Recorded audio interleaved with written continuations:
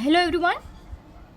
So in today's lecture we are going to further move on in the last topic which is human genome project, जो कि हमने last time पढ़ा था last lecture में, उसी को हम कंटिन्यू कर रहे हैं। जैसे कि आपको पता ही है राइट, ये ह्यूमन जीनोम प्रोजेक्ट के 3 सब टॉपिक्स थे वो हमने लास्ट लेक्चर में कवर किए हैं। आज बाकी के जो 2 सब टॉपिक है वो हम इस लेक्चर में कवर करेंगे, ठीक है। Then after your whole topic human genome project will be over. Okay, so last lecture की अगर हम बात करें, वापस से थोड़ा रिवाइंड करवा दूं आपको, तो हम लोगों ने पढ़ा था पहले introduction, then goals of human genome project, it means goals of HGP, then methodologies, यानी किस तरह से ये प्रोजेक्ट है वो उस पर टेक्निक से वो अप्लाई की गई थी। Then today we are going to discuss application of human genome project and this align features, यानी कि स्पेशल फीचर्स जो कि देखने को मिले during this human genome project scientist को, ठीक है। तो ये लास्ट के जो 2 टॉपिक है वो हम अभी कवर करेंगे। Okay, so let's start with the first, application of human genome project. So अभी एप्लीकेशन मीन्स कहाँ पे ये यूज होता है, यानी इसका यूज क्या है। इतना बड़ा प्रोजेक्ट, इतना महंगा प्रोजेक्ट है जो किया है कंप्लीट, तो उसका कुछ यूज भी इतना बड़ा होना चाहिए, तभी जाके इतनी इंपॉर्टेंट चीज इतना खर्चा करके की गई है ना। So what are the applications. So सबसे पहले है मोलेक्युलर मेडिसिन, तो यानी मोलेक्युलर मेडिसिन में इसका यूज अभी किस तरह से मेडिसिन में। So it improves diagnosis of disease and is also used in gene therapy, improve understanding of several diseases like Alzheimer's, Parkinson's disease, etc. तो ये क्या है कि जैसे कि मेडिसिन के इम्प्रूवमेंट के लिए, अभी जैसे कि आपको पता है कि कुछ ऐसे डिसीज है जो कि जेनेटिक है ना। सो विद द न्यूबॉर्न बेबी कोई होते, क्योंकि उसको ऑब्वियसली जीन, उनके जीन ही डिफेक्टिव है, यानी हेरिडिटरी है, ठीक है। तो यानी जन्म के साथ ही उसमें कुछ खामियां होती है उस चाइल्ड में। ओके, तो अभी इस तरह के जो भी डिसीजेस है उसको ठीक करने के लिए क्या करना पड़ेगा, ओब्वियसली उनके जीन से वो रिप्लेस करने पड़ेंगे, जिसको बोलते हैं जीन थेरापी। तो यानी जो भी एबनॉर्मल जीन्स प्रेजेंट है उसको हटा के उसकी जगह पे नॉर्मल जीन्स को फिट कर देना, ठीक है। This is as simple as that, मतलब बोलने के लिए obviously technique is that simple, but इस तरह से कुछ होता है, ठीक है, जीन थेरापी में। तो अभी मान लो हमें पता ही नहीं है कि जीन्स का, पर्टिकुलर जीन्स का फंक्शन क्या है, तो हम उसको रिप्लेस कहाँ से करेंगे, ठीक है। यानी अगर कोई डिसीज हो रहा है तो हमें पता तो पहले होने चाहिए उसके causes, then after we can cure it, no.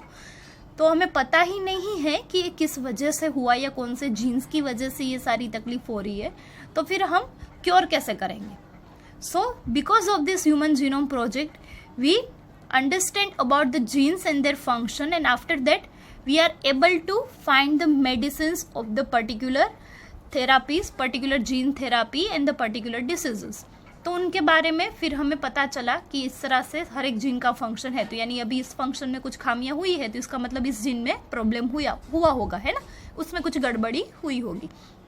So this is how it is helpful, यानी human genome project helpful in molecular medicine, ठीक है। सेकंड है माइक्रोबियल जीनोमिक्स, यानी माइक्रोब्स के बारे में, तो यानी बैक्टीरिया वगैरह। तो it rapidly detects and treats pathogens in clinical practice, develops new energy sources and monitors environment to detect the pollutants.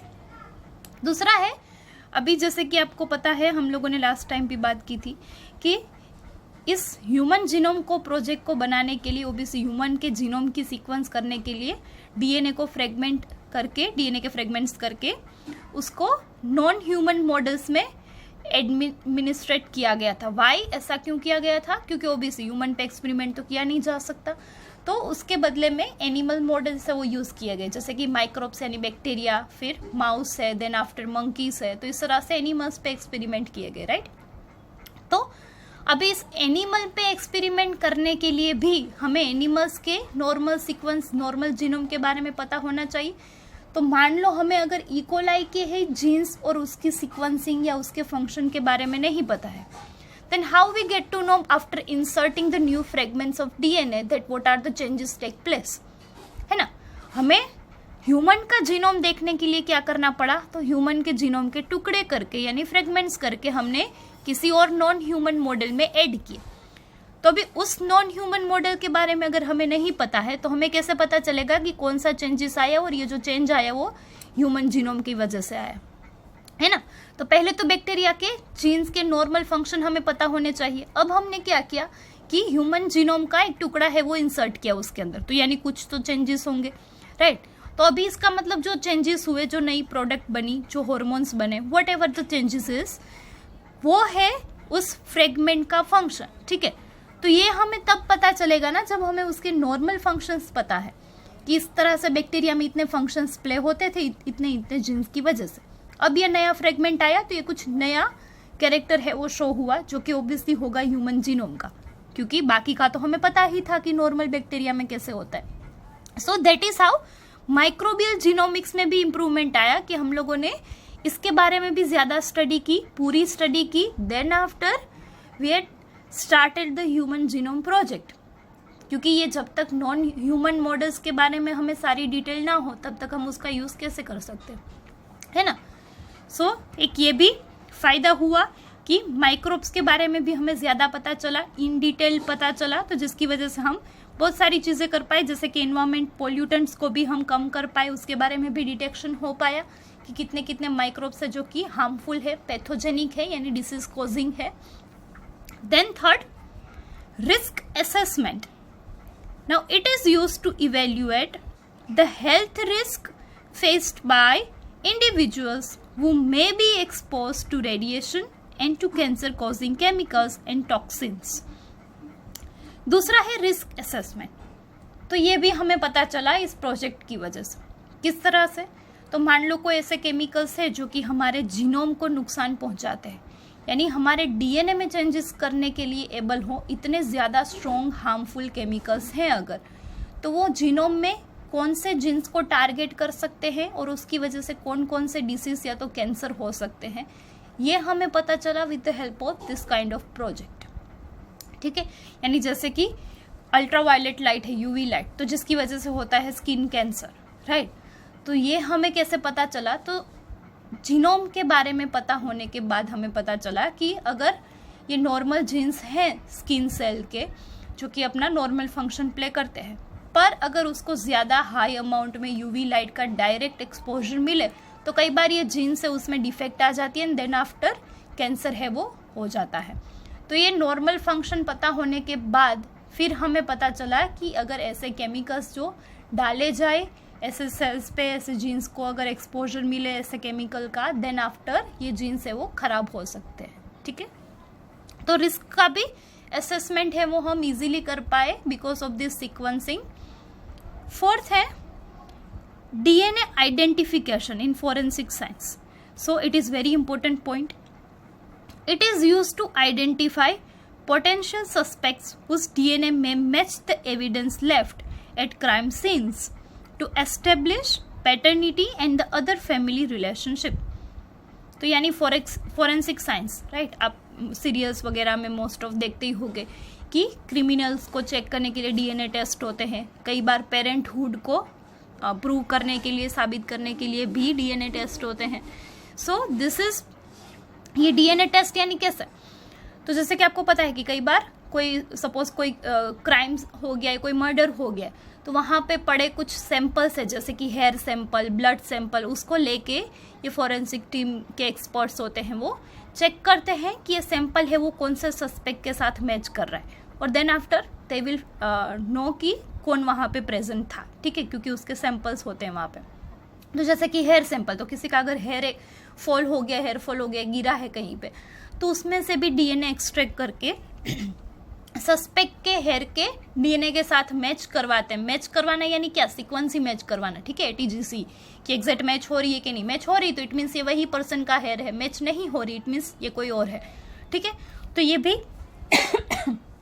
सारी हेल्प हुई किस वजह से, हमें जब डीएनए की सीक्वेंस नॉर्मल पता चली after this human genome project तब, क्योंकि अगर हमें मान लो सीक्वेंस ही पता नहीं है तो हम मैच क्या करवाएंगे, है ना। सो ये सीक्वेंसिंग की वजह से ये सारी चीज़ें पॉसिबल हुई। आफ्टर सच इंस्ट्रूमेंटेशन डेवलपमेंट फिर हमें यह भी पता चल रहा है हम इजीली सीक्वेंसिंग कर सकते हैं और मैच कर सकते हैं किसी भी क्रिमिनल्स को आइडेंटिफाई करने के लिए। DNA test we can do.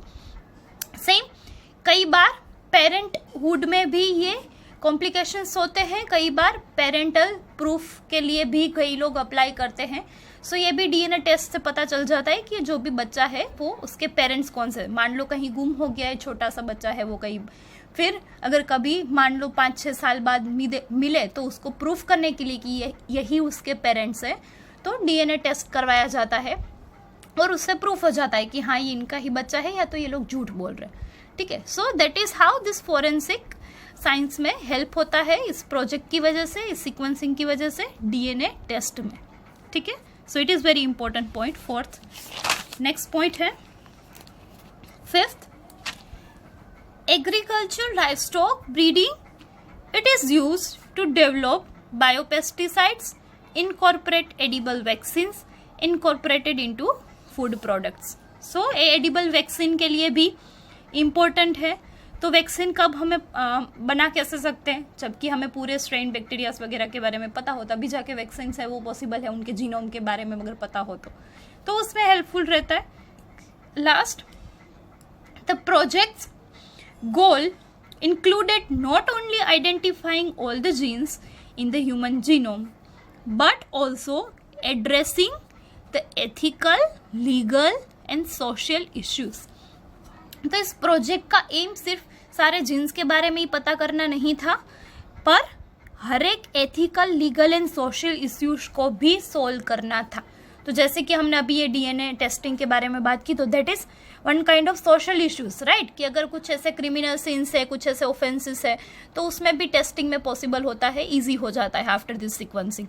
So there are many. फिर लीगल है तो कई बार लीगल एक्शन है, लीगल पेरेंटहुड के बारे में जैसे हमने बात की कि कौन से लीगल पेरेंट है उसका प्रूफ है वो मिल जाता है आफ्टर डीएनए टेस्ट।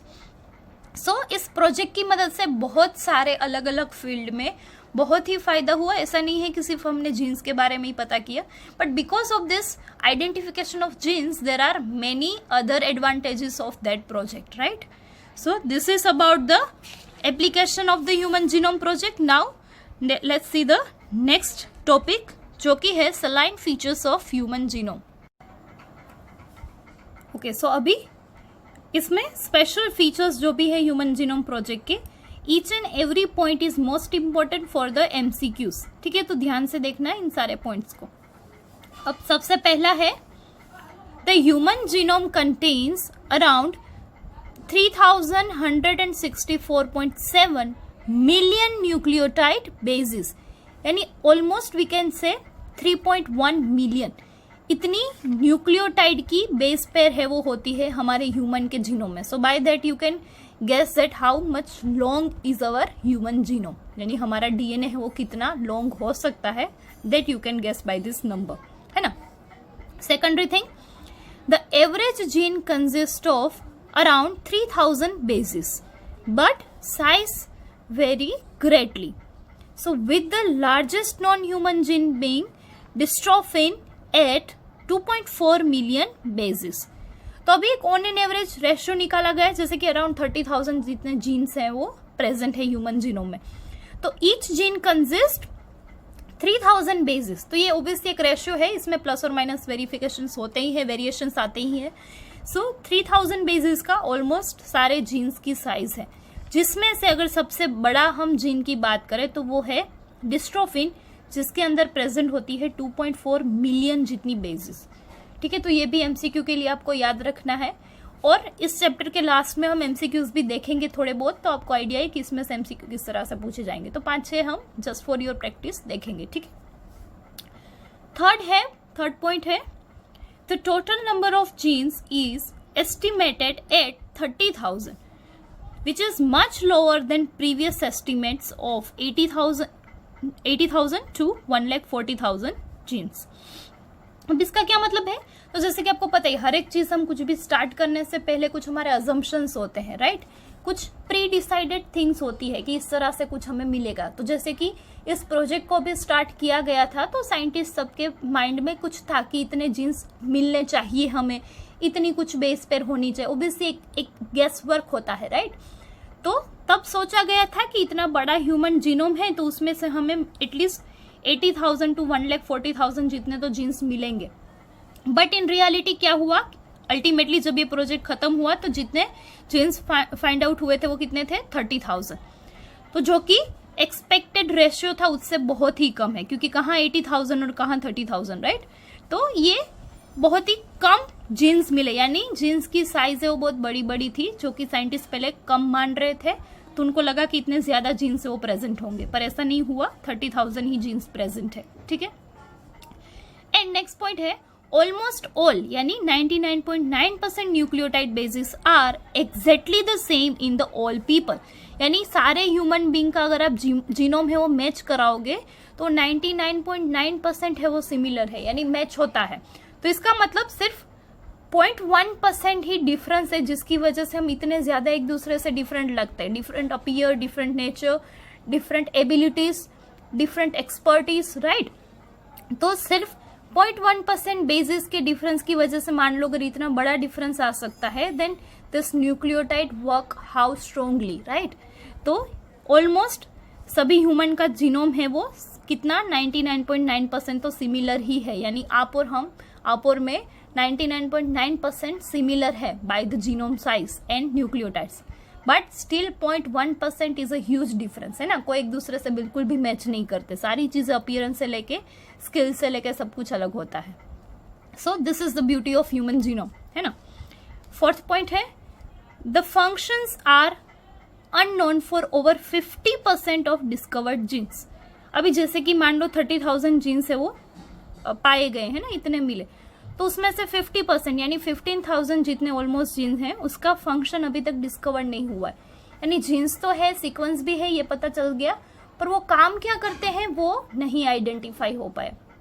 तो वो इसलिए क्योंकि वो एज सच डायरेक्ट कोई कैरेक्टर के लिए कोडिंग नहीं करते हैं, they are the helping hands. यानी कोई जो बड़ा कैरेक्टर के लिए रिस्पॉन्सिबल जीन्स है उसको हेल्पिंग मोलेक्यूल्स जो चाहिए उसको बनाते होंगे, तो इसीलिए इतना ज्यादा उनका इंपॉर्टेंस नहीं है, यानी वो फंक्शन है वो अभी तक नहीं पता हो पाए। यानी ऑलमोस्ट 50 जितने नॉन जीन्स है उसमें से 50% जीन्स का फंक्शन है वो नहीं पता चल पाया है।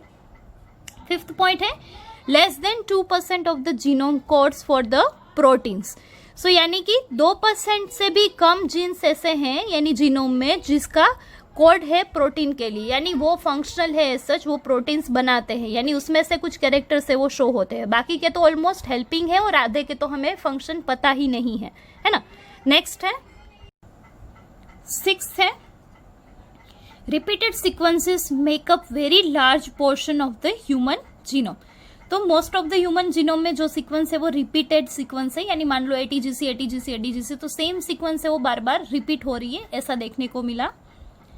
7th पॉइंट है repetitive sequences are stretches of DNA sequences that are repeated many times, sometimes 100 to 1000 times. तो यानी ऐसे कोई कोई टुकड़े हैं जो कि बार बार रिपीट हो रहे ह्यूमन जीनोम में, और कितने अगर रिपीटेशन टाइम की हम बात करें तो कितनी बार, सो ऑलमोस्ट 100 to 1000 टाइम्स वो सेम चीजें बार बार रिपीट हो रही है। So they are thought to have non direct coding function, यानी उनका कोई डायरेक्ट फंक्शन नहीं है, वो डायरेक्टली कोई कैरेक्टर के लिए कोड नहीं करते हैं, but they shed light on chromosome structure, dynamics and evolution. तो उससे क्रोमोसोम के बारे में हमें थोड़ा आइडिया है वो आता है कि उसका स्ट्रक्चर कैसा हो सकता है, डायनेमिक्स है उसका, इवोल्यूशन कैसे हुआ, तो उसके बारे में information we can get from that, but directly वो कोई फंक्शन के लिए कोड नहीं करते हैं, ठीक है, रिपीटेड जो सीक्वेंसेस है वो। नेक्स्ट पॉइंट है विच इज मोस्ट इंपॉर्टेंट, उसमें से MCQ पूछे जाते हैं कई बार। So chromosome number 1 has most genes, क्योंकि ये जो क्रोमोसोम 1 है वो सबसे बड़ा क्रोमोसोम है आउट ऑफ 23 पेयर्स, तो ओबीसी सबसे बड़ा है तो उसका मतलब उसके अंदर DNA भी ज्यादा आता है, ज्यादा स्पेस होती है। तो कितने जीन्स हैं उसमें प्रेजेंट, 2968। तो सबसे बड़ा क्रोमोसोम कौन सा है, नंबर 1, कितने जीन्स के साथ, 2968। And the Y chromosome has the fewest, यानी सबसे छोटा क्रोमोसोम होता है वाई, तो भी से उसके अंदर जीन्स भी कम आएंगे क्योंकि डीएनए की सीक्वेंस है वो कम वहां पे फील होगी। कितने जीन्स? 231 ओनली।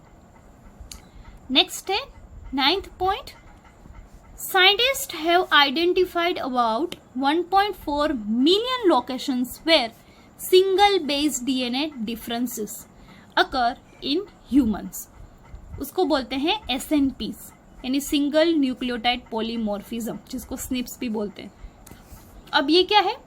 1.4 मिलियन लोकेशन अलग अलग पर्सन के देखे गए जिसमें सिर्फ सिंगल बेस का डिफरेंस है, यानी डीएनए की जो 3 बिलियन बेस पेयर है तो सारी की सारी सेम टू सेम है, सिर्फ एक न्यूक्लियोटाइड, यानी मान लो कहीं पे थाइमिन की जगह पे है ग्वानिन, बस तो ये एक ही न्यूक्लियोटाइड का डिफरेंस है दो अलग अलग पर्सन में, बाकी पूरा का पूरा genome same.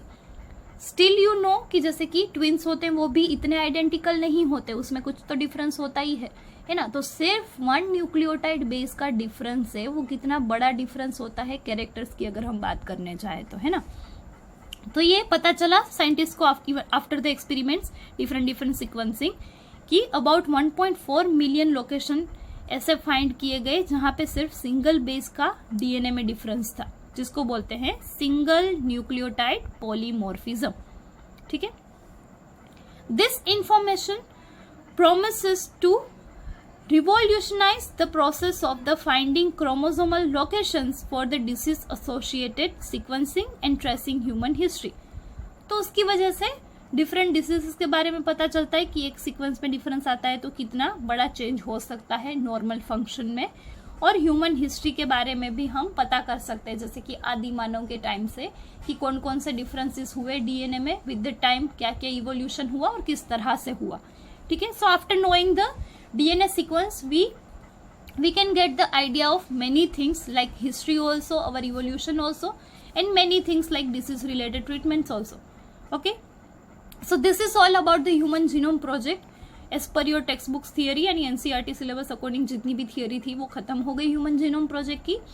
Now let's see for some points regarding your competitive exam।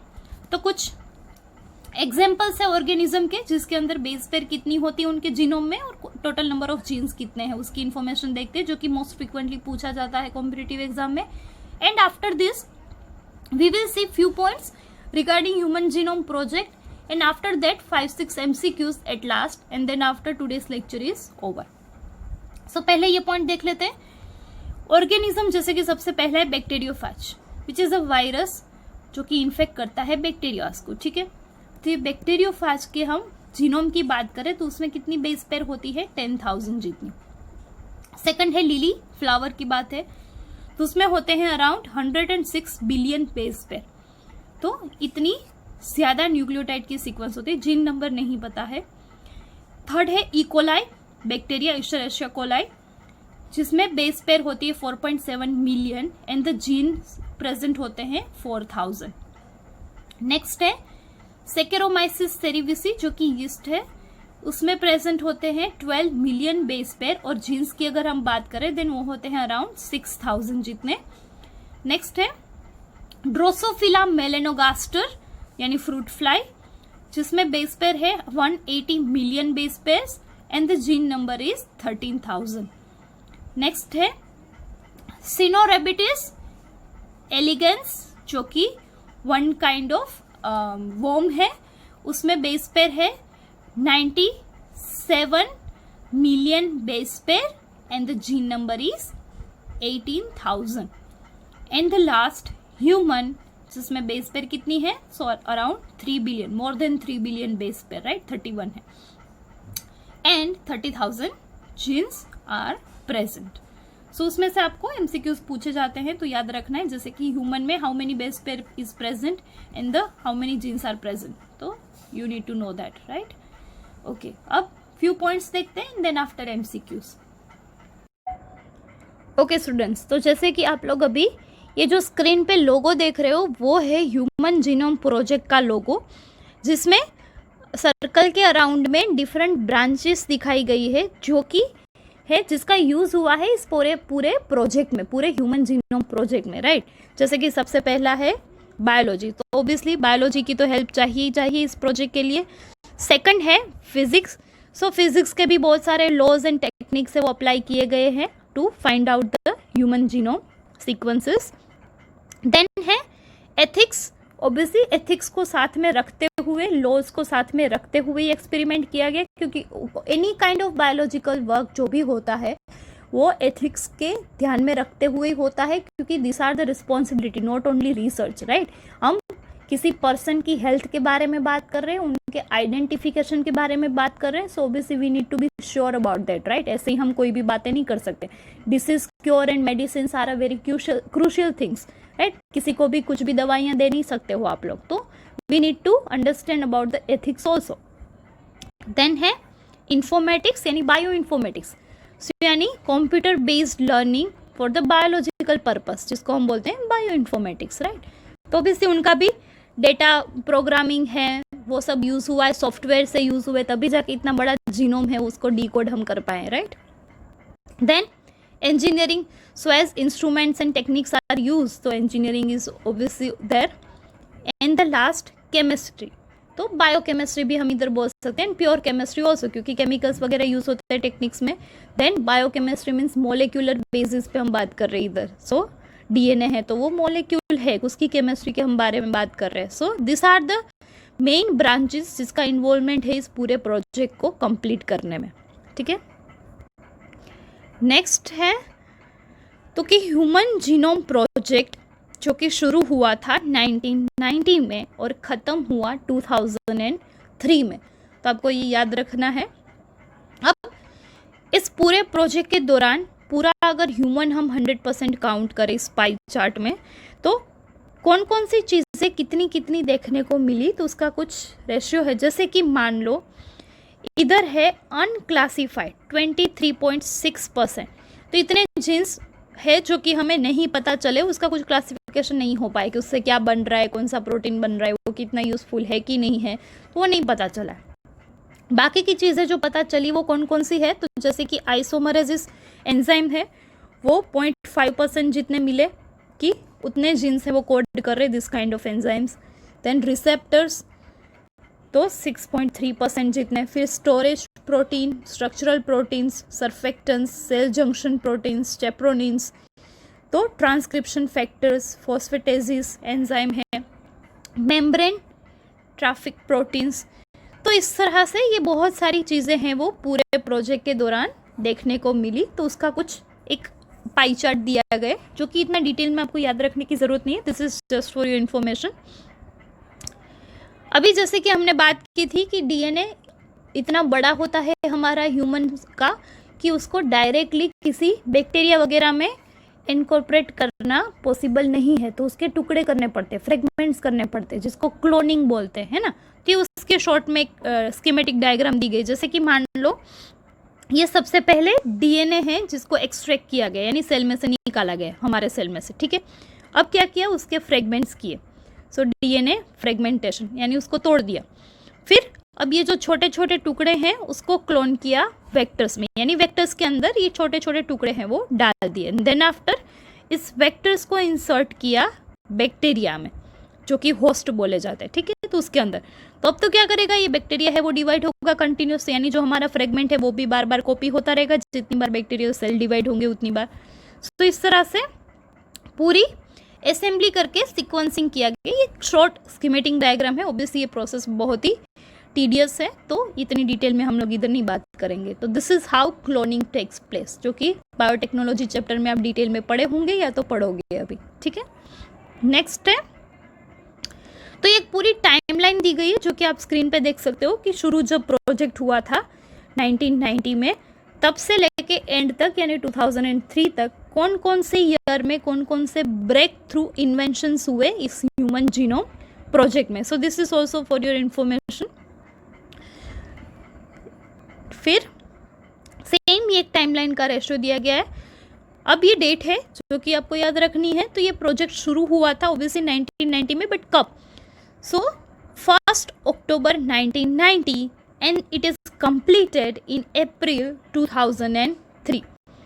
So this is about the Human Genome Project with all extra information and details which you need to know. Now let's see few MCQs and then after we will end our lecture. Okay, so first MCQ है the approximate number of genes contained in the genome of Kalpana Chawla was. So Kalpana Chawla astronaut थी, Indian first astronaut, जो कि आपको पता ही होगा.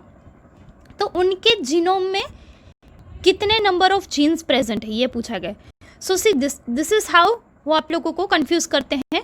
तो अभी मान लो इधर कल्पना चावला का नाम हो या कोई भी, अल्टीमेटली वो है क्या, ह्यूमन है. तो इधर आपको ह्यूमन जीनोम के अंदर कितने जीन्स प्रेजेंट है ऐसा क्वेश्चन पूछा गया है, जो कि हम अभी पढ़े हैं. तो आपको पता होना चाहिए आंसर क्या आएगा. तो ऑप्शन 2, 30,000 जीन्स होते हैं ना. फिर चाहे आपको नाम कोई सा भी दे, आपको ये देखना है कि वो ऑर्गेनिज्म कौन सा पूछ रहे हैं. यानी मान लो कोई बैक्टीरिया के बारे में आपको पूछ रहे हैं या तो फिर ह्यूमन के बारे में पूछ रहे हैं, तो उस हिसाब से आपको आंसर देना है. ठीक है, कंफ्यूज नहीं होना है. नेक्स्ट एमसीक्यू है the total number of nitrogenous bases in human genome is estimated to be about. कितने होते हैं टोटल? 3.1 बिलियन है ना. 3 billion, more than 3 billion, it means 3.1 billion. तो आप लोगों ने देखा ये ब्रैकेट में मैंने बताया था 3,100 एंड अप है, तो यानी मोर देन 3 बिलियन. ठीक है. नेक्स्ट है which of the following is not associated with the human genome project. तो अब हम ये देखते हैं कि कौन कौन सी चीज़ें एसोसिएटेड है. तो ऑब्वियसली एक वन ऑप्शन है वो अलग से निकल जाएगा. तो जैसे कि पहला है बायो इन्फॉर्मेटिक्स, तो obviously it is associated with the human genome project. Second है क्लोनिंग वेक्टर्स, तो इसके बारे में भी हम बात कर चुके हैं कि यही वेक्टर है जो कि हमारे ह्यूमन जीनोम के बड़े टुकड़े, बड़े फ्रेगमेंट को क्लोन कर सकते हैं. बैक एंड येक, bacterial artificial chromosome and yeast artificial chromosome, तो वो भी एसोसिएटेड है, तो ये भी आंसर नहीं आएगा. थर्ड है ऑटोमेटेड डीएनए सीक्वेंसर्स, तो डीएनए को सीक्वेंस करने के लिए इंस्ट्रूमेंट यूज हुए थे, है ना, ह्यूमनली पॉसिबल नहीं था, तो ये भी अटेस्ट है. लास्ट ऑप्शन है VNTR, it means variable number of tandem repeats. ये हम डीएनए फिंगरप्रिंट नेक्स्ट जो भी टॉपिक पढ़ेंगे इस चैप्टर का, तब वहाँ पे मैं बताऊंगी आपको. तो ये ह्यूमन जीनोम प्रोजेक्ट के साथ एसोसिएटेड नहीं था, बाकी के पहले तीनों ऑप्शन है वो एसोसिएटेड है. So the answer is VNTR. Okay. Next MCQ है maximum number of genes present on which chromosome number in human. सबसे ज्यादा जीन्स किस में प्रेजेंट होते हैं? फर्स्ट, क्योंकि वो सबसे बड़ा है. और सबसे कम अगर पूछा होता तो आंसर आता Y, है ना. तो आपको याद रखना, इधर पूछा है मैक्सिमम नंबर यानी सबसे ज्यादा, तो वो फर्स्ट क्रोमोसोम आएगा. सो डोंट बी कंफ्यूज्ड, ध्यान से क्वेश्चन रीड करना तो आपको पता चले कि पूछना क्या चाह रहा है. And the last, fill the gap in following statement. Human genome है approximately dash and the cost of sequencing was dash per pair. तो टोटल नंबर ऑफ कितनी सीक्वेंसेस है? So 3 × 10⁹ base pair. एंड एक बेस पेयर का अंदाजित खर्च जो कि हमने इंट्रोडक्टरी पार्ट में पढ़ चुके हैं, कितना था? अराउंड $3 जितना था. ठीक है. सो आंसर आएगा option number 3. Clear. So this is all about today's lecture. In next lecture we are going to discuss one more new topic. ठीक है. Thank you.